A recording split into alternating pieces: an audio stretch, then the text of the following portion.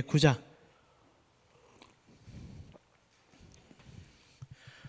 요한복음 9장 24절에서 34절입니다.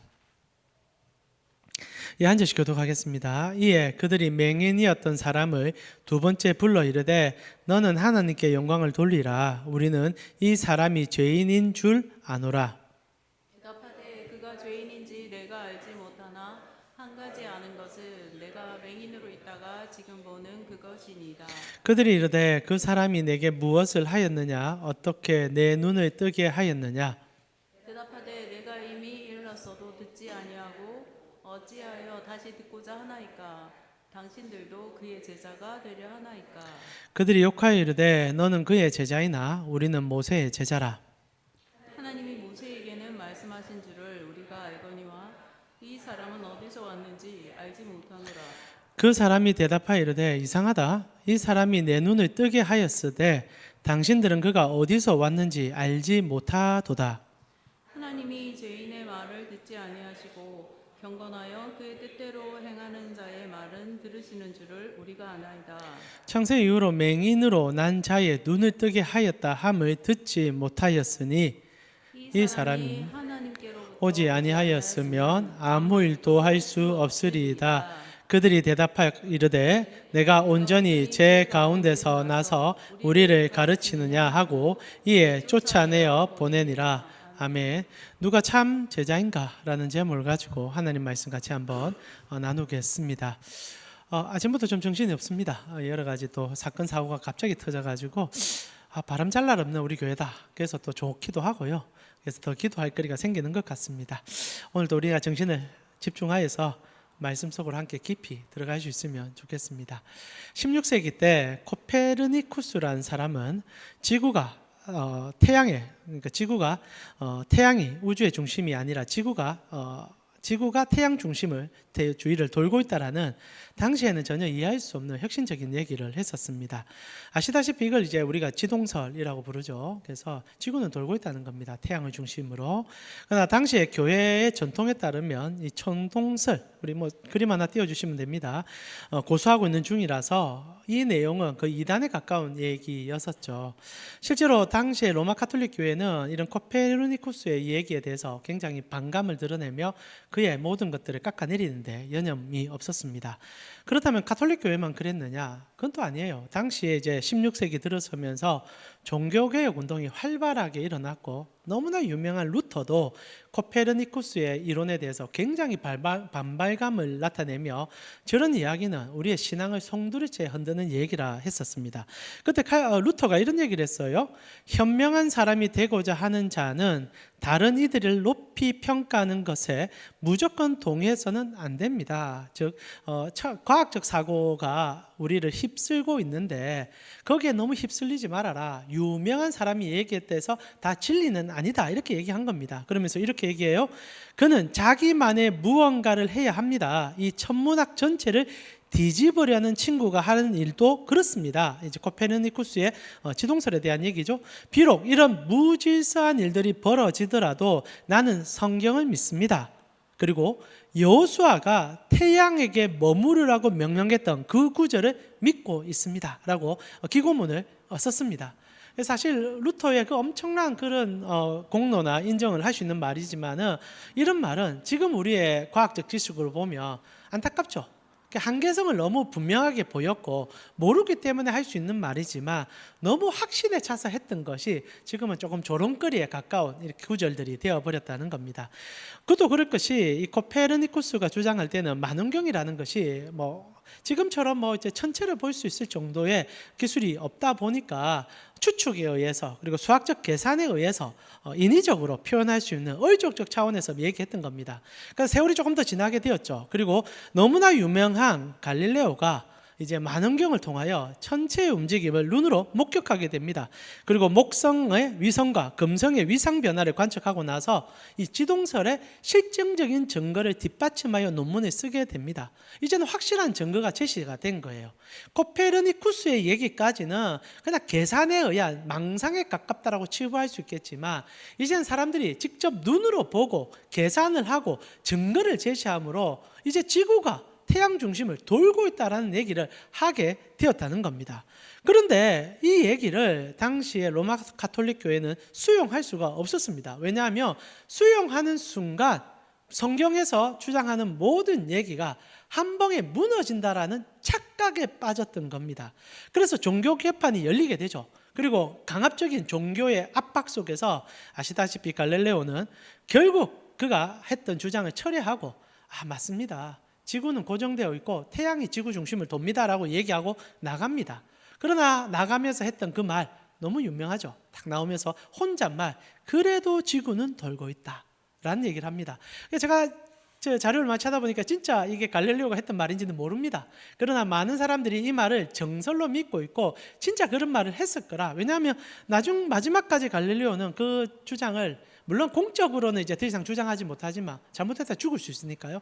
그러나 사적인 차원이나 자기의 글들에는 맞다라는 글을 계속 주장했기에 그 얘기는 우리에게 해자되고 지금도 종교의 무지함 그리고 종교의 아집성을 얘기할 때 이 단어 그래도 지구는 돌고 있다라는 얘기를 하고 우리가 만나는 본문이 딱 우리의 틀을 깨부수는 예수님을 만나기 때문입니다. 여러분 오늘 본문이 어떤 내용입니까? 예수님께서 의도적으로 시각장애인을 고쳐주는 사건을 우리가 경험했던 그 얘기의 연장입니다. 길을 가다가 주님께서 날 때부터 눈이 없는 사람을 만나 진흙을 그의 눈에 덮어줌으로 기적을 보여줍니다. 이거는 과학적 방법이 아닌 하나님의 창조의 섭리를 우리에게 가르쳐 줍니다. 언제나 우리가 생각하는 이 세상 모든 것은 그 위에 있는 하나님의 섭리와 기적이 존재합니다. 그걸 처음으로 보여줬습니다. 그러나 그 기적을 경험하는 자들에게는 그 기적을 이해할 힘이 없는 거예요. 그러면 어떻게 해야 됩니까? 받아들이면 되는 문제인데 여기에 대하여 자기의 신학적 틀을 가지고 해석을 시도하는 사람들이 생기기 시작합니다. 이들을 우리는 신학 교수들이라고 부릅니다. 그리고 오늘 본문도 그 신학 교수들이 나타난 거예요. 처음에는 이들은 그 현장에 없었습니다. 진흙으로 사람의 눈을 만들어주는 현장을 못 봤어요. 그러니 많은 생각과 사고를 할 수밖에 없었고 그리고 나서 사람들의 얘기를 들어서 조사를 떠납니다. 첫 번째 조사는 뭡니까? 진짜 눈이 만들어졌느냐? 찾아가서 묻습니다. 그 장애인에게 찾아가서 너 정말 눈 없이 태어났니? 예. 근데 지금 왜 눈이 있어? 예수가 찾아와 진흙으로 내 눈을 만들어줬습니다. 그러고 나니까 이 종교인들이 충격을 받습니다. 어디서 그런 잡소리를 하느냐? 딱 성경에 그 얘기 시작됩니다. 그러고 나서 이제 증거를 찾기 시작합니다. 주위 사람들을 막 묻습니다. 진짜 이 사람이 그런 장애를 갖고 있었느냐? 다 이구동성으로 맞습니다. 근데 지금 눈 뜨고 있습니다. 도체 이해가 안 갑니다. 기적이 일어났습니다. 그러니까 종교인들이 좀 불쾌해지기 시작하는 거예요. 왜냐하면 그 눈을 띄워준 사람이 그들이 그리도 미워했던 예수였기 때문입니다. 그들은 예수가 하나님으로부터 온 사람이라고 믿을 수가 없는 자들이었고 믿으면 안 된다고 믿는 자기들만의 틀이 있던 사람들이었습니다. 그러니 아무리 증거가 있어도 그 증거를 믿을 수가 없죠. 왜? 그 믿는 순간 틀이 부서지니까. 그러고 나서 했던 일이 부모를 찾아갔던 겁니다. 그리고 부모에게 얘기합니다. 진짜 네 아들이 눈 없이 태어났냐? 부모가 얘기합니다. 우리 아들은 눈 없이 태어난 건 맞습니다. 그러나 예수란 사람이 고쳐주는 건 난 모르겠습니다. 나도 못 봤습니다. 그러나 한 가지 명확한 거는 우리 아들이 눈이 생겼습니다. 눈이 떠졌습니다.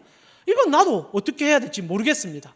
참 부모로서는 난감하고 종교인들이 와서 자기들 틀을 주장하면서 알거든요. 무슨 얘기하는지 알거든요.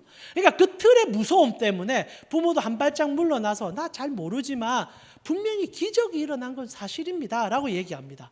그러니까 종교인들이 나름대로의 조사를 마쳤습니다. 1차 조사가 끝났어요. 그리고 어떻게 됐겠습니까? 명확하게 증명된 증거 때문에 부정을 못하는 겁니다. 왜냐하면 없는 눈이 생겼고 기적은 형성되었고 멀쩡하게 돌아다니고 있으니 어떻게 부정합니까? 이게 부정을 못하게 돼버린 거예요. 그리고 이제 두 번째 다시 논박이 시작됩니다. 부정할 수 없는 증거를 만들었고 보았고 고백할 수밖에 없는데 이들은 또다시 찾아가 질문을 시작합니다. 그게 여러분과 제가 읽었던 본문이죠. 그러나 오늘 본문은요, 아무리 증거가 제시되고 하나님의 기적이 보여줘도 그 기적 자체를 믿지 않으려고 노력하는 정말 발버둥 치는 종교인들의 이 정말 협소한 모습이 적나라하게 표현된다는 거예요. 자, 두 번째로 오늘 찾아가서 이제 시작됩니다. 9장 24절입니다. 같이 한번 읽어볼까요? 찾아가서 이런 얘기를 시작합니다. 같이 읽겠습니다. 이에 그들이 맹인이었던 사람을 두 번째 불러 이르되 너는 하나님께 영광을 돌리라. 우리는 이 사람이 죄인인 줄 아노라. 자, 이들이 이제 차다가 맹인이었던 사람, 고침을 받은 사람에게 두 번째 불러 이릅니다. 첫 번째 불렀을 때, 그리고 그 이후로 모든 증거는 형성되었고 더 이상 부정할 수가 없었습니다. 왜냐하면 그 사람은 고침받았고 멀쩡하게 돌아다니고 있으니까요. 자, 그런데 두 번째 다시 불러서 얘기합니다. 첫 번째 얘기는 하나님께 영광을 돌려라. 이 얘기 왜 했을까요? 여러분, 히브리인들이 하나님께 영광 안 돌릴 수가 있겠습니까? 그들은 태어날 때부터 하나님의 자녀이기 때문에 모든 사람은 하나님께 영광을 돌립니다. 그리고 하나님께 영광 못 돌리면 그냥 돌에 맞아 죽습니다. 종교 국가였어요. 그런데 첫 마디가 하나님께 영광을 돌리라고 얘기합니다. 폭력이죠, 폭력. 이제부터 내가 하는 얘기는 하나님께 영광 돌리는 이야기야. 너 정신 똑바로 차리고 얘기해 라고 얘기합니다. 무슨 말입니까? 너 지금부터 하는 말 너 정확히 생각해.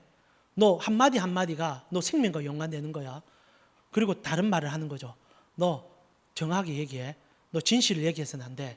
이제부터 얘기하는 거는 너 모른다고 얘기해. 그거는 예수가 일어난 일이 아닌 것을 얘기해 줘야 돼. 얘기하는 겁니다. 그리고 이렇게 얘기하는 거예요. 우리는 이 사람이 죄인인 줄 안다. 먼저 답을 주는 겁니다. 하나님께 영광 돌려. 이거 종교 재판이야. 그리고 두 번째 얘기합니다. 너 지금 예수 죄인이야. 근데 네가 죄인으로 인하여 고침받았다고? 너 말 잘해야 돼. 너 죄인 되는 거야. 여러분, 이게 질문입니까? 이건 신문이에요, 신문. 오늘날 우리가 정말 좀 죄송한 표현이지만 검찰공화국이 되은 이후에 얼마나 잔인한 검찰들의 칼날을 보았습니까? 없는 증거를 만들기 위하여, 그리고 만들어진 증거를 가지고 사람들을 감옥에 집어넣고 끝까지 밀어붙여서 자기 생명까지 막 끊게 만드는 그런 일을 지금 이 백주대낮에 수십 년간 경험해 왔었습니다. 그와 똑같은 일이 본문에서 일어나고 있다는 거죠. 그리고 이제 고침받은 사람에게 명확하게 얘기하는 거예요. 이제부터 너는 만들어진 조작된 증거를 얘기함으로 예수 죄인 만드는데 동참해줘. 그럼 너 아무 문제 없이 풀려날 거야 라고 얘기합니다. 그런데 이 고침받은 사람이 정말 대단해요. 딱 그 얘기를 듣자마자 25절에 이렇게 얘기합니다. 대답하되 그가 죄인인지는 나는 잘 모릅니다. 한 가지 아는 것은 내가 맹인으로 있다가 지금 보게 된 그것입니다. 당신들 나에게 질문하러 오셨죠? 질문의 답은 내가 정확히 얘기해 줄 수 있습니다. 내 눈 떴습니다. 다른 얘기 하지 맙시다. 예수가 죄인인 게 이게하고 무슨 상관이 있습니까? 예수가 그 삶을 산 걸 나하고 무슨 상관이 있습니까? 지금 일어난 일에만 얘기해 봅시다. 누가 더 똑똑합니까? 누가 더 증인다고 있습니까? 너무나 명백한 증인 앞에, 증거 앞에 이 사람은 그 증언을 드리고 확고한 심정으로 얘기할 뿐입니다. 그럼 이제 어떻게 해야 됩니까? 당연히 상식과 그리고 정확한 인지가 있는 사람이라면 그래, 맞다. 너를 보니, 그리고 사람들의 얘기를 들으니 예수가 사람을 고쳤구나. 그래, 그건 우리가 부정할 수 없으니 우리가 이제 물러갈게. 우리가 가진 틀에 반감이 생긴다면 그것으로 그 사람을 신문하여 죽일 게 아니라 한 발짝만 물러나줘도 양반됩니다. 우리 종교인들이요, 제발 좀 한 발짝만 물러가줬으면 좋겠어요. 왜 같이 들이박아 버립니까? 같이 죽이려고 합니까? 말이 안 되니까 그 사람을 죄인 만들려고 합니까? 딱 제가 그랬잖아요. 우리 그 믿음 좋은 교수님에게 제가 아는 진화론의 철학을 가지고 어떻게 창조론을 부정합니까? 라고 얘기하며 그 예수를 알아가려고 하는 교수님에게 꼴랑 신앙 몇 년 했다고 들이박으면서 교수님 그 신학 그 공부 버려야죠. 이게 지금 뭐 하는 짓입니까? 한 발짝만 뒤로 물러가서도 그러면 안 되죠. 왜냐하면 저에게는 그 성도입니다. 제가 목양해야 되는 이유는 그런 수많은 생각을 가진 사람들을 예수 그리스도를 바라보게 만들어 그 십자가의 피의 은혜를 경험시켜 주님으로 하나님 나라를 경험케 살아가는 것이 저의 목회의 관점입니다. 저는 싸우기 위해 목회를 하는 게 아니에요. 그런 생각들을 벗겨내어서 제 잘난 맛에 제 어깨를 높이기 위해서 하는 게 아니에요. 그런데 이 종교인들은 그 틀을 벗어내지 못합니다. 결국 그들이 뭐라고 얘기합니까? 자, 26절에 그들이 이르되 그 사람이 내게 무엇을 하였느냐? 몰라서 묻겠습니까? 어떻게 내 눈이 다시 떠졌느냐? 질문을 반복합니다. 왜 질문을 반복하겠습니까? 이거 수없이 물은 질문을 왜 반복할까요? 자기들이 원하는 답을 얻기 위함입니다. 검사가 신문하는 거예요. 계속 같은 얘기를 하는 겁니다. 너 돈 받았지? 저 안 받았습니다. 이래 증언되지 않습니까? 또 물어보는 겁니다. 경찰도 한 번씩 그랬죠. 너 또 한 번 더 물어봅니다. 너 돈 받았지? 안 받았습니다. 또 묻습니다. 돈 받았지? 일주일 내도록 밥도 안 주면서 물어보는 겁니다. 이 일이 계속 반복되는 거예요. 그러자 이 증인이 어떻게 합니까? 눈 떠진 기적을 경험한 사람이 폭발해버립니다. 우리는 문자적으로 읽으니 몇 번의 질문이 그치지 않지만은 정말 며칠에 걸려서 사람을 괴롭힌 것 같아요. 두 번째 찾아옵니다. 첫 번째, 첫날이었던 것 같아요. 하루 종일 그 말 다 뒤집고 증거 못 찾으니까 또 두 번째 날 찾아가서 또 뒤집고 세 번째도 찾아 뒤집고 계속 그랬을 겁니다. 결국 이 사람이 폭발해버려 27절에 이렇게 얘기합니다. 대답하되 내가 이미 일렀어도 듣지 아니하고 어찌하여 다시 듣고자 합니까? 당신들도 그의 제자가 되려 합니까? 자, 이렇게 얘기합니다. 화가 난 거예요. 이제 더 이상 감당이 안 되는 겁니다. 이제 그만합시다. 당신들은 답을 정해놓고 나에게 묻는데 내가 더 이상 무슨 말을 하겠습니까? 아무리 말해도 안 듣는데 계속 듣는 것은 당신들도 예수의 제자가 되고 싶은 겁니까? 비꼬는 거예요. 이게 어떤 말에 진리가 들어간 건 아닙니다. 이 사람 감정 상했고 자신의 생각에 자기가 없는 눈을 평생을 눈 없이 살았던 사람입니다. 여러분 생각해 보세요. 여러분 팔이 잘려서 팔이 없는데 오늘날 예수님이 찾아와 진흙을 엉겨서 팔 붙여줬는데 여러분의 생팔이 생겼다 생각해 보세요. 안 믿을 수가 있겠습니까? 믿어지는 거죠. 그래서 믿는다고 얘기하는 거예요. 내가 눈 없이 태어났다가 눈이 생겼는데 당신들은 이걸 어떻게 설명할 거냐? 하나님이 왜 없는 것을 만드는 분 본 적 있느냐? 여러분 하나님이 창조주십니다. 없는 걸 있게 할 분은 유일하게 그분밖에 없어요. 그러면 아무리 종교인들이 자기들의 신앙적 틀이 있어도 없는 걸 있게 했다면 새로운 걸 만들어 주셨다면 단 하나의 결론으로 갈 수밖에 없죠. 창조주 하나님이 이 땅에 오셨구나. 예수가 곧 하나님이구나. 결론 내야 합니다. 그게 나오는 거예요. 그런데 이들이 본성을 드러내죠. 이 말을 들으니까 이 종교의 이제 사실 노린 겁니다. 화내기를 바랬던 거죠. 감정적으로 부딪히면 그들도 감정을 드러낼 수 있거든요. 이게 얼마나 지식 가진 자들의 얄팍함인지 모릅니다. 오히려 튕군 거예요. 그리고 발작하길 바란 거예요. 그리고 28절부터 얘기합니다. 그들이 욕하여 이르되 이제 더 크게 욕을 시작하는 겁니다. 이때까지 자기 종교의 가면을 쓰고 근엄한 척하다가 이 사람이 욕을 하니까 같이 대들면서 욕하기 시작하죠. 왜냐하면 내가 믿는 신앙의 틀을 네가 어겼으니까. 그리고 이르되 너는 그의 제자이나 우리는 모세의 제자다. 하나님이 모세에게는 말씀하신 줄을 우리가 알거니와 이 사람은 어디서 왔는지 모른다. 그 사람 어디서 왔는데? 우리는 모른다. 우리는 정통보수야. 우리는 모세 오경을 달달 익힌 직이야. 오늘날 우리로 표현하면 제 같은 경우에 나는 우리 합동의 박형용 박사님의 신학의 지류를 받아 정통보수의 공부를 끊임없이 했던 그분의 제자야. 그런데 우리 성도님 가운데 물어보는 거예요. 목사님 이거 좀 저번 주에 우리 한 자매가 저기 묻더라고요. 목사님 하나님이 사무엘서를 보니까 후회했다는 얘기가 나오는데 하나님이 어떻게 하면 후회할 수 있어요? 질문합니다. 그럼 정통봉수인 나는 이렇게 얘기하는 거죠. 뭐라고? 어디서 그런 또 이상한 찹스를 듣고 왔냐? 하나님이 후회했다는 것은 후회란 얘기가 아니야. 그것은 하나님이 온 만물을 바라보는 시선적 관점을 다르게 표현한 거야. 하나님은 후회할 수 없어 라고 얘기하면 그 자매는 두 번 다시 우리 교회를 안 올 겁니다. 오늘 안 오셨는데 온다고 하셨습니다. 중요한 것은 제가 그 친구한테 깊은 고민을 담은 글을 좀 보내주고 다음에 만나서 다시 한번 고민해보자. 여러분 하나님 후회하지 않아요. 그런데 하나님이 후회했다고 얘기할 때는 하나님의 마음이 담겨있죠. 찾아 들어가야 되겠죠. 그러나 종교인들은 그러지 않습니다. 내가 정통보수인데 하나도 모르는 네가 지금 나를 가르치려고 들어? 너 누구의 제자야? 그 예수쟁이 제자야? 그 사람 어디서 났는데? 어디서 난 겁니까? 이 말이 뭡니까? 어느 신학교 나왔냐? 어느 출신이냐? 어디서 뭐 배웠는데? 그 나무 패다가 온 그 나무꾼이 그 벽돌 굽던 그 인간 그 뭐 한다고 네 얘기하는데? 라고 얘기하는 종교인들의 얘기죠. 결국 어떻게 합니까? 그리고 나서 쫓아내버립니다. 여러분 종교인들의 모습이 저는 자꾸 기시감이 듭니다. 우리 모습이 너무 보여요. 우리 신앙이 너무 보인다는 겁니다. 여러분 예수님께서 여러분을 구원시킬 때 따지고 묻지 않았습니다. 그리고 여러분의 어떤 것들을 챙기지 않으셨어요. 그냥 와서 안아주시고 품어주시고 끌어주셨어요. 우리는 그분의 제자입니다. 근데 왜 자꾸 싸웁니까? 왜 자꾸 내가 믿는 틀을 가지고 사람들을 겁박합니까? 실제로 예수님이 이거 너무너무 미워했어요. 예수 믿는 사람들은요, 기본적으로 상식이 있어집니다. 여러분, 정말 상식이 있어져요. 그리고 포용성이 생깁니다. 왜? 사랑은 상식과 포용성 위에 기반을 갖고 있으니까. 사랑한다는 말이 뭡니까? 사랑은 배제가 없어요. 이래 말하면 여러분, 누구나 다 사랑해야 됩니까? 얘기하죠. 누구나 다 사랑해야 됩니다. 그러나 또한 우리의 진리 안에서 그들과 함께하는 사랑을 가져야 될 필요가 있겠지만은, 여러분, 너무 우리가 정확한 정해진 틀을 가지고 사랑을 재단하여 이 틀에 들어오는 사람만 사랑하려고 하니 오늘날 이 종교인과 똑같죠. 욕을 시작합니다. 싸우기 시작하고요.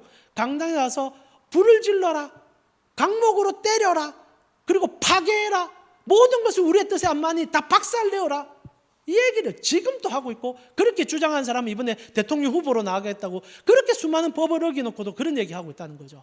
그런데 그런 사람을 향하여 우리가 박수칩니다. 맞다고 얘기한다는 거예요. 그런데 실제로 예수님께서 오늘 질문하죠. 아니, 예수님의 질문이 아닙니다. 이들의 말에 이들의 질문이 들어가 버립니다. 이들이 이런 얘기를 하거든요. 나는 모세의 제자라. 근데 여러분, 지금 우리가 설교를 좀 따라오시는데 초막절에 들어오면서 이 질문이 지금 9장에 넘어서 10장까지 계속 같은 주제를 다루고 있다는 거 혹시 발견하셨습니까?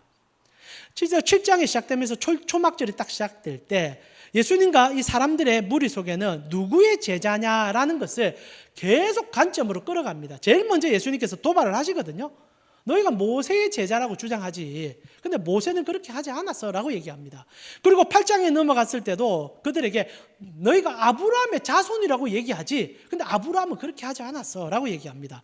실제로 한 대목을 읽어볼까요? 7장에 초막절을 시작할 때 오늘 이 얘기가 같은 연장성 안에 있음을 알고 조금 볼 필요가 있어요. 7장 22절에 보니까 이런 얘기가 나옵니다.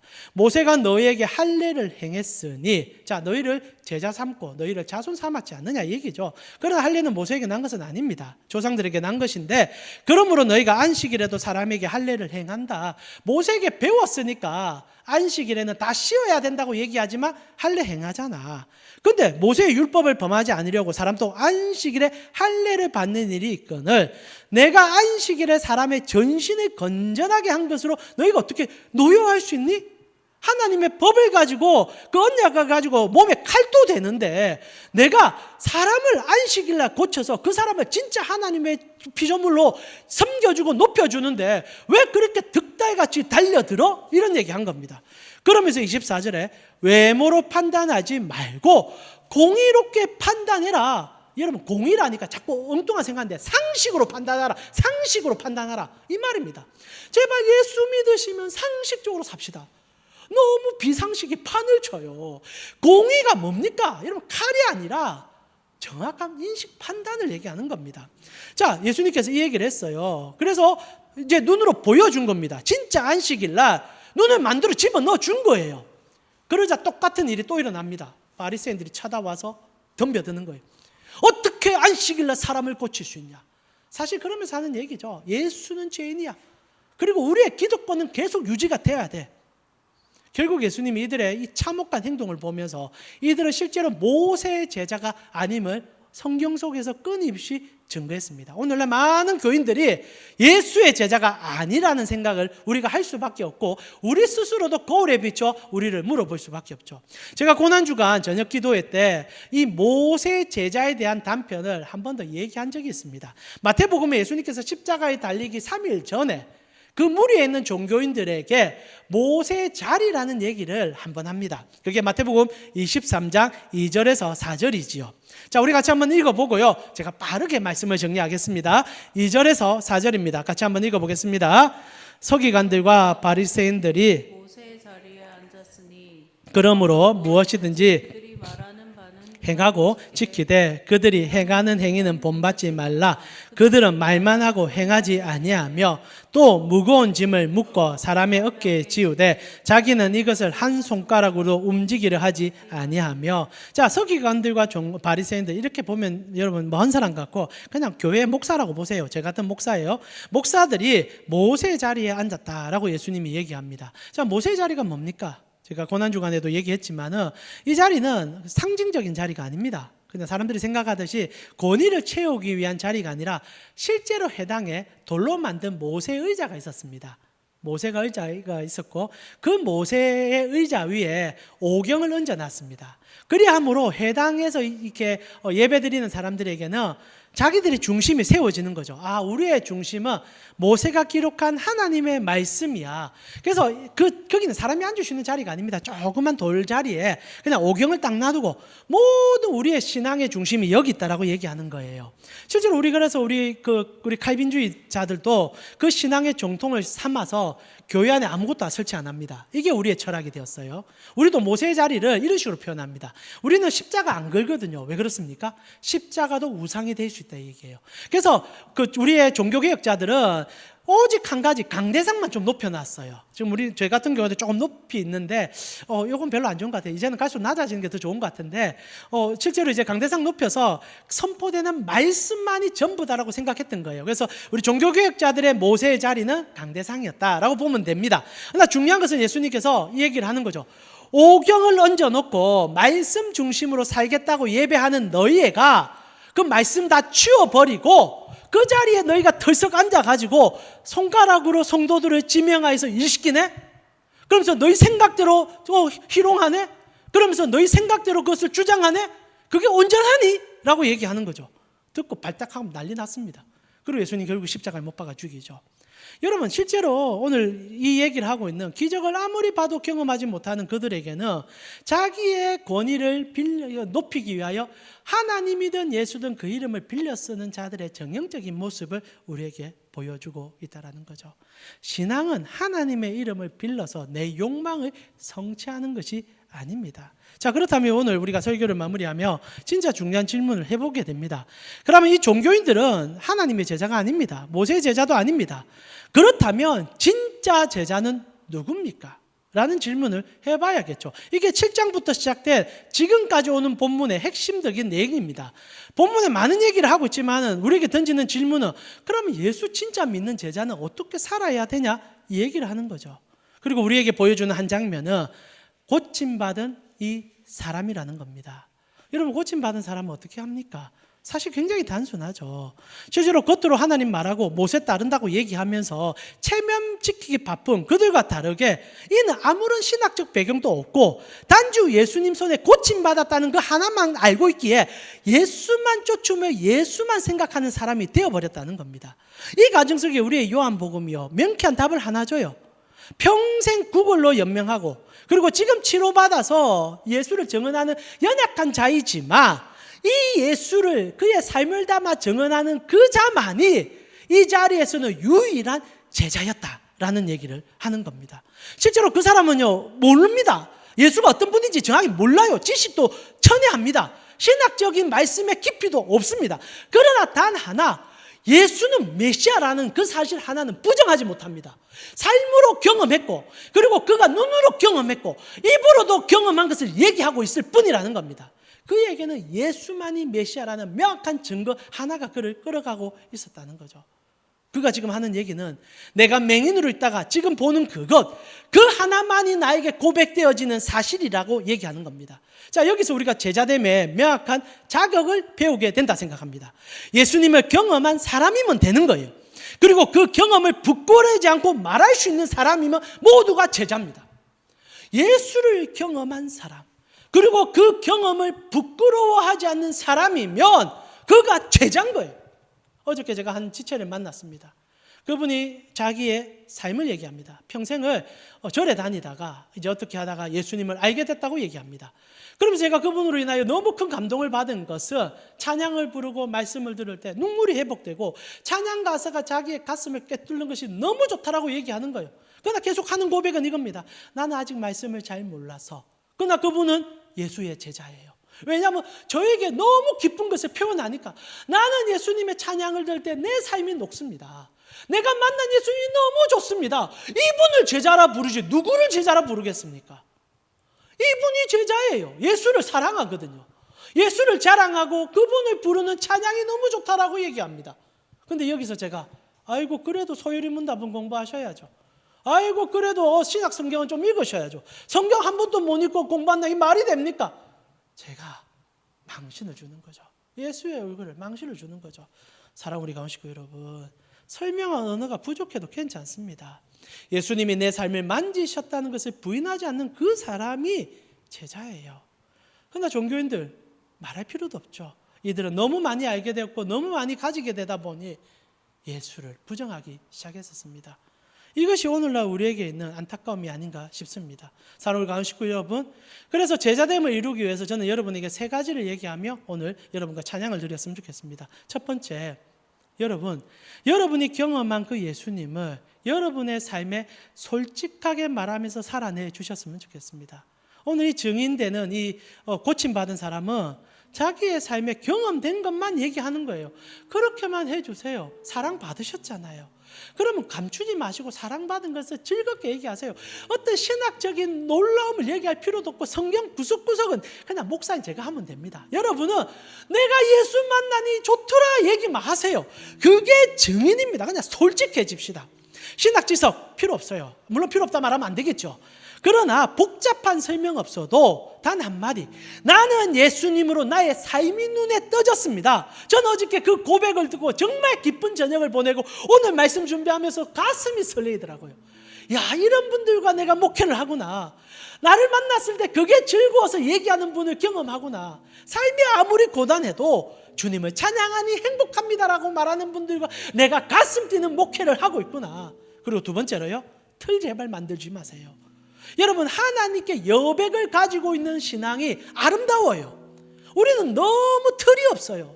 너무 가득 차버렸어요. 신앙의 습관 좋습니다. 그 습관을 하나님을 제한하는 도구로 삼는 순간 우리는요, 오늘 종교인들처럼 되어버릴 수 있어요. 왜 새벽기도 안 오니? 우리 새벽기도 없어서 얼마나 감사합니까? 왜 저녁 묵상 안 드니? 제가요, 솔직히 이런 얘기하면 여러분 어떻게 생각할지 모르지만 매일 저녁 묵상 올릴 때 그래도 한 번씩 좋아요 해주시면 정말 고마워요. 그런데 제가 정말 질문하고 싶은 거 여러분 듣습니까? 제가 한 번씩 묻고 싶은 마음이 불뚝 일어나요. 여러분 듣고 계십니까? 그럼 저는 똑같은 종교인이 되는 거죠. 저는 그냥 올릴 뿐입니다. 여러분이 심이 나서 들으면 들으시고 안 들어도 상관없어요. 왜냐하면 저는 제가 말씀 묵상한 게 좋아서 묵상해서 올릴 뿐입니다. 그러나 목회 자리에 얼물어서 올리는 것도 있죠. 그런데 제가 틀을 만들어서 우리 교회는 저녁 묵상 절대 안 들으면 안 됩니다. 그리고 여러분 성경 읽기 여러분 또 뒤처지고 있잖아요. 오늘 할 말 다 해봅시다. 이제 안 읽고 있잖아요. 제가 또 오늘 협박해 보겠습니다. 안 읽으면 여러분 가만 안 둡니다 라고 아니고요, 그냥 올 한 해 열심히 한번 읽어보겠다고 한번 힘내보셨으면 좋겠어요. 때로는 못 읽을 수도 있습니다. 그렇다고 구원 못 받는 게 아니에요. 그러나 읽으면 풍성해지니까 읽어보자는 거죠. 제발 신앙의 습관을 틀로 만들어서 그 안에 내를 집어넣어서 집어넣는 건 좋습니다. 나는요 들어가야 돼요. 그러나 남까지 집어넣지 마세요. 제발 남까지 집어넣지 마세요. 단 한 가지는 얘기하세요. 내가 그 틀에 들어가니 행복하더라만 얘기하세요. 그러면 자연스럽게 틀은 넓어지게 되어 있습니다. 그리고 마지막으로 우리 교회 공동체 안에서 다른 이들의 변화된 삶을 존중해 주셨으면 좋겠습니다. 틀을 만든 자들은요, 변화된 삶을 보면요 경시하고 멸시합니다. 니까짓 게 이렇게 나오는 경우가 있습니다. 제가 그런 교회들을, 그런 신앙을 많이 봤어요. 어떤 사람은 빠르게 성장할 수 있고 어떤 사람은 천천히 자랄 수도 있습니다. 그러나 우리의 필요한 것은요, 이런 판단이 아니라 인내와 격려와 열린 마음 아니겠습니까? 지금 눈을 고침받은 사람이 공동체가 수용을 못해 결국 쫓아냅니다. 너무 안타깝잖아요. 그러나 예수가 그를 품어주고 그를 사도 삼아 보내게 되는 것이 이 책의 마지막이 될 것입니다. 사랑하는 여러분, 오늘 또 예수님께서 우리의 눈을 뜨게 해주셨죠. 여러분, 그렇다면 여러분은 어떤 삶을 살아내야 되겠습니까? 나는 보지 못했지만 지금은 봅니다라는 그 하나로 기뻐하며 가슴 뛰며 주께 나아가는 우리 가운 식구들 되셨으면 좋겠습니다. 이 시간 우리 같이 기도하면서 오늘 말씀을 좀 마무리했으면 좋겠습니다. 오늘 여러분이 말씀을 가슴에 새겨주시면서 여러분은 어떤 신앙을 하고 계십니까? 여러분은 여러분의 경험한 예수를 자랑하고 계십니까? 그리고 여러분은 틀을 어떻게 하든 넓히려고 노력하고 계십니까? 그래서 나아가 변화된 이들을 축복하며 그들과 함께 가는 것을 기뻐하고 계십니까? 이런 공동체가 실존한다면 어느 누가 교회를 향하여 삿대질할 수 있겠습니까? 아름다운 열려 있으며 오직 예수로 사랑하여 그 사랑 안에 녹아